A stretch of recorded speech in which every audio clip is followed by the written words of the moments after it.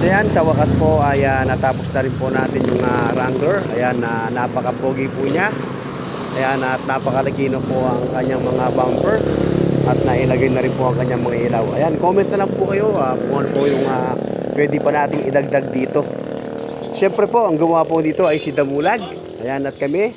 At yung kasama po natin ang ating mga helper. Ayan, at nilagyan din po ng mga bagong design. Yan, pala at saka piko.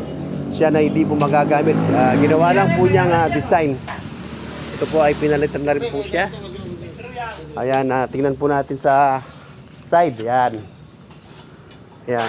Huwag lang po ninyong titinang si Damulag. Ayan. Ayan, tingnan po natin yung kanyang pinaka-side dito. Ayan, bumper. Ayan. Ayan, napakapuging na po nitong ating ni-repair na Wrangler. So yan po, salamat po sa mga manonood. Sana po ay comment lang po kayo kung ano pa po yung pwede nating idagdag dito. Yan, salamat po!